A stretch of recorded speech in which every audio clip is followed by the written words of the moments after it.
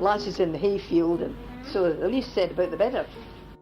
Wee Annie, stout Scottish hospital matron, in the mid-90s we chronicled her life experiences, sometimes under duress. From running liquor in hat boxes during Prohibition on Manhattan to pre-penicillin medical practices of World War II in Scotland, and all the precious understanding that's almost slipped away with the passing of the greatest generation. My great Aunt Annie was born before World War I in Warwick, Scotland, on the banks of the Clyde River. She immigrated through Ellis Island with her family to Manhattan and later Greenwich, Connecticut, only to return to Scotland as a young adult and become a nurse just in time for World War II. She's quite shy, so you'll see during these sessions that were made on cassette over 20 years ago that my mum and I are far in the background having to do housework and cooking in order as to not remind her that she was being recorded. Join us in her little salon by the coal fire in Kirkcaldy, Scotland. Once your tea's brewed, of course. In our first episode, as a fashion designer myself, I couldn't help but notice the garment theme throughout her descriptions of life. From the flax fields of Scotland and how it was turned into linen, the rare gift of black stockings during the rationing years of World War II, and yards of denim for uniforms as a nurse, the uselessness and danger of celluloid clothing, and finally, a little story of her time working for the Milner, Nicole de Paris, in Manhattan during the years of Prohibition, and how she used to smuggle gin. In this first segment, my aunt is using the word heckle, which is the men who used to beat the flax to get the linen fibers. It's used in the modern phrase to mean the same thing, except it's describing somebody who harasses a speaker. I'll just tell you about flax. It grows up as a yellow field plant with a beautiful red, blue flower. And you can always tell flax from the shade of the blue in the flower. It grows up with a long stem. Now you don't cut it. You pull it out of the roots by hand, physically. And they used to hire gangs of women who went about the fields pulling up the flax by the roots, because the stalk is the linen thread. The stalk of the plant is a thread. And you didn't want to break it because it was bad enough. So there was a trade in the days. They had it in Ayrshire, they had it in Fife, they had it everywhere, called the hecklers. Now the hecklers were the men. First of all, you had to soak it. You soak it in pits out in the ground. There's a place. What? In pits? Pits in the ground. You soaked it. You filled it full of water, and you soaked your flax. Just water. Water and the plant. Uh-huh. And there's 5 of them in a place that I could show you in Kenway, and not in Kenway, Upper Windigates, above the hospital. I could take you if I wasn't blind. And crippled. If we had a car.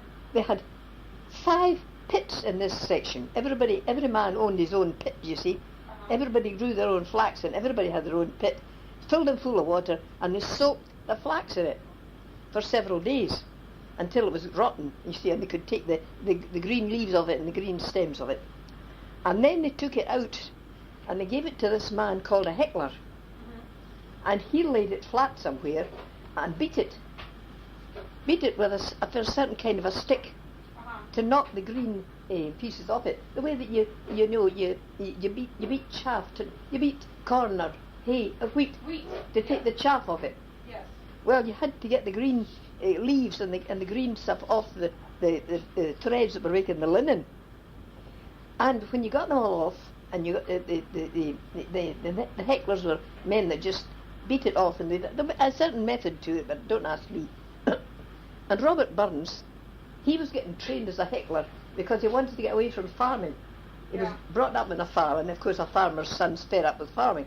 So he was going to be a heckler, and he went to Ayr to learn, or somewhere about there. And the place went on fire or something, and the man disbanded, and he went back to farming. Anyway, a heckler is this man, and he beats it, and he beats it, and he beats it, until there's nothing left but the white threads. And they bundle these up, and they give these to the women, and the women spin the thread, and the spinning wheels, just sitting and spinning. And that's the way many a widow kept herself, and many a single woman, and many a mother that had a big family. She spent all her days spinning thread to sell to the weavers Yes. to make the cloth, because it was all different trades. There was the farmer that grew the flax. There were the heckler that took it, broke it free from all its green leaves and things. Yeah. Then you gave it to the woman. If it was after it was all washed and rinsed out of the steel water out of it, and she worked it into thread with a spinning wheel and her thumb, your thumb and your finger, Yes. and your one foot that was pushing the spinning wheel kept you going. And that is what the thread got to then. And the threads were great big bundles. They do put them in cones nowadays, but it used to be great big bundles of thread wound round, and they were given to the weavers, and the weavers strung it into their looms. Now every thread has got to be placed in a long job, and if you saw a weaver setting up his loom, you would wonder how they had the patience. Yeah. Every thread had to go in the right way, be threaded up the right way, and be fastened on it the right way to make a smooth cloth when the weavers started working. Because the whole thing was to keep it smooth and as fine as you could handle. Sure. And then, of course, it was washed and bleached after that. Now, Kirkcaldy was a great place for linen too. I could show you all the processes here. And then they used to bleach it in places called bleach fields. They took the woven cloth and they soaked it and they washed it, and then they spread it on the ground, on the grass, Oh. and they left it to dry overnight, and an old man was paid tuppence or something to watch the field, that nobody would come and steal it. Take it, yeah. And this was a bleach field up here, and there was a bleach field as you go into as you go past the new mine into Kinghorn. There's a big place there that was a bleach field. A place up in Thornton that was a bleach field. Now, I can tell you from own experience how they bleached it. My mother, pillowcases, dish towels, anything else she wanted to bleach, she didn't bleach it out of a bottle. She soaked it in the soap, like Rinso or some kind of washing soap.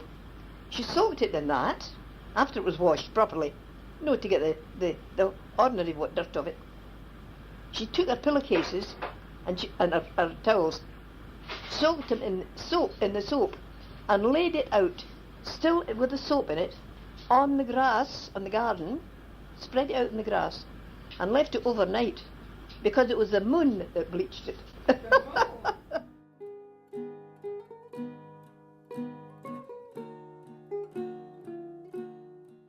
There was one year, did I tell you this? There was one year when I thought, I'm going to do right for these nurses. And I got all their sizes, and I bought them all a pair of black silk stockings. Oh. Because in those days, they wore black stockings, you see. Mm-hmm. It's to save the dirt as much as anything. And also, if you got a ladder, you just inked it in with black ink, and that was your life.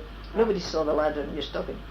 Anyway, matrons, of course, went mad for that. Insane for that. Your stockings had to be in full repair, and no ladders, and no holes and no darns showing. Mm-hmm. You get darns under the shoe.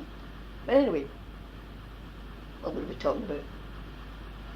You were going to do something for all the nurses. Oh yes, I bought everybody a pair of ward stockings. And where were you now? I was in the Victoria at the time. I'd Okay. opened a new ward. And how old were you? Oh, well, was I older? I was well up in my 30s or 40s by that time. Okay. Anyway. In this next segment, my Aunt Annie is speaking about celluloid clothing. It was a new product on the market. It was plastic clothing, and it was highly flammable. It was considered the poor man's substitute, and my Aunt Annie was loath to wear it, being a very proper nurse. But with rationing, she wasn't allowed to buy more of the linen cuffs. Never in my life wore celluloid collars or cuffs, because we were big cuffs. During the war, they couldn't get the laundry, they couldn't get the starch, you couldn't buy those things. Mm-hmm. And when I was doing during the war, I was doing a relief work in a soldier's hospital. It was Nemoor, a big house that was taken over for nursing soldiers, convalescent from the Javerne. And the laundry that went to a laundry in town of Dollar, and they must have been off their heads, because they took my white linen cuff and they stamped it on both sides. Right. black ink, my laundry number, Oh no. both sides. It Oh. couldn't be used. Oh. I had to throw the thing out, and that was during the war. Mm. They must have been insane.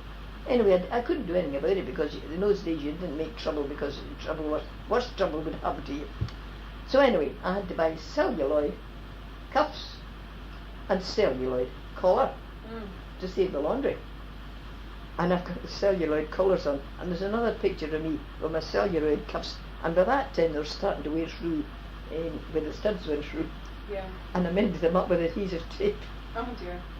And it's most slovenly looking thing you ever saw in your life. But we couldn't get the starch, we couldn't get the made up things. However, that was it. So what happened after the war? What did you do after the war was over? Well, the war, the rationing kept on until another 2 or 3 years, you see. They didn't cut the rations have kept going for everything. Yeah. You stockings, so many for stockings, and 5 for a pair of ladies' shoes. Every year you got 10 yards of denim to make a uniform. And the first thing you had to do with the 10 yards was take it to the laundry and ask them to shrink it, because you couldn't make up denim without shrinking it first. And then you had to take it to this wholesale, and they made 2 uniforms out of the 10 yards, because it had a full skirt. Yeah. Then, How long was the skirt? I can't remember how many inches off the floor, but the skirt had to be 3 yards wide. Really? Not drawn in, not the gored, no gores, no fitting, just roughly drawn in at the waist. Yes. And on the bottom of the skirt, you had 3 tucks, in case you had to lengthen it. I see. You know, Yes. three tucks, big white, big long sleeve, and 3 tucks, 1, 2, and 3. And then if somebody complained about your skirt being too short, you could let it down again. Huh. Well, anyway, that was made up, and this great big white skirt. Yeah, we hadn't any gores. So it was below your knee, but above your ankle. Oh yeah, it was about here. You see. Mid calf. Oh, it's quite easy for work, quite handy for work. No complaints there. But of course, some hospitals they wanted a longer skirt, Yes. and some hospitals, you see, we first of all had a cap that went on our hair like that. Yeah. And that's Sister Dora. And then we got fancy organdy caps, but I didn't like them. They pulled your hair out because you had to fasten with pins, you see, and elastic at the back. So that's pull your hair out. But I only liked the Sister Dora. But you see, they ironed them out flat, and then when you got them back, you folded them up to shape and pinned them on the back of your head. During our final segment for this episode, my Aunt Annie talks about her days working for a Milner in Manhattan and smuggling gin in hat boxes. I need you to keep in mind that she comes from a family that were teetotalers going back generations, where her grandfather in the 1800s had signed a pledge saying that he would not consume alcohol. So this was very shocking. There's also even a few things about Nicole de Paris, the milliner, and the workroom, and the girls that worked in the workroom. Okay. And a lot of things I couldn't write about because some of the things in New York City among the working girls were not for publication. Oh, really? And everybody looks at me with my round fat face and they think, oh, what an innocent. In fact, the girls used to call me innocent. I had no stories to tell, you see. I went to New York at the age of 14. Yeah. I lived in New York. This is the city I'm talking about. Yeah. I lived in New York and worked in it for 5 years after my father married again. And I was 10 years in New York City, living in the middle of it. Yeah. So nobody could call me innocent, but nobody knew about the life I'd had in the workroom and running up and down and buying stuff in wholesale and fighting with matron and fighting with and nearly getting arrested during the Prohibition. You? This was the boss. Our husband had one of these restaurants where you gave your name at the door Yes. and were signed in. And he used to get drink, gin and whiskey and whatever, from bootleggers for matron to give to our customers. So not this the is matron. in the 20s sometime. This is the 20s. This is the 30s. 30s. It is 1931 to 1936. Okay. I was in Nichols. And if anybody bought it, she couldn't get gin, you see, because it was Prohibition. Sure. The boss used to get her a bottle of Gordon's gin, put it in a hat box, put on a lot of tissue paper, tie the hat box because we had pink tapes that tied across the top, give it to me to deliver. Oh boy. Well, this one place, it was the Park Central, I remember. Yeah. And some of the places didn't have places for your parcels. You just gave it to somebody and they delivered it. But some of them had desks Yeah. with people behind them. And you had to write your parcel in and write your parcel out. You got some book to sign, you see. And the boss sent me up one time with a bottle of Gordon's gin in a hat box to Mrs. Whatnot in Park Central Hotel. So it was just a few blocks from the shop. I toddled up to the Park Central Hotel. I go into the delivery section, and there's a desk, you see. But behind this desk, there is a detective Uh-oh. in a grey suit with a bow tie. Sharp little man, very sharp. And he says, take this from, and he took the bottle and the box, and he weighed it in his hand because it was tape across the top. It was tied in a knot, you see. Yeah. What's this? I said, it's a hat from Madam so-and-so, and I gave her name, whatever it was. I like to be called Madam, by the way. And that's not a hat. And he shook it, and of course it went glug, glug, because Yeah. it was liquid. And it Yeah. was too heavy for a hat, but it fitted inside the hat box. And it was glug, glug. And all the tissue paper didn't mean a thing because, you could hear it. That's not a hat. I said, that's a hat I'm delivering to Madam, what's her name? From Madam Nicole. Who's this guy Nicole, said he. I said, it's not a guy Nicole. It's a lady, a French lady. She makes hats, and I'm delivering that to Mrs. Watson. Yeah. He couldn't open it, you see. It was against the law to open that parcel. Ah. Because it was the only one that could open that parcel, which is properly labelled, was the lady in the hat belonged to, supposed to. And anyway, I wasn't going to give him the word, and I wasn't going to get arrested. So, anyway, at the finish I had to accept it, because I wouldn't say a word, and it had to be delivered to the woman. Whatever he did then, I don't know. Yeah. But anyway, I went back to Nicole, and she was looking worried, because I'd been away for half an hour, Yeah. and it was only around the corner. And her husband was there, from the shop, from the restaurant. He was looking worried too. That's it. I'm sorry, madam, I won't be able to do that again, because I was nearly arrested, and my father wouldn't like that. Yeah, really.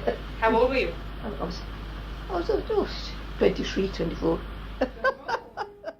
I want to say thank you to everybody for listening to my Aunt Annie. No doubt you have relatives and ancestors that might still be living whose stories should be captured also. While you can go out there with your iPhone or whatever you have and capture those stories, for while my Aunt Annie may seem quaint now, that woman was in a bloody business during the wars and earned every minute of my undivided attention in recording those days. Thank you so much, and as Robert Burns says, if there's another world, he lives in bliss. If there is none, he made the best of this. See you next episode.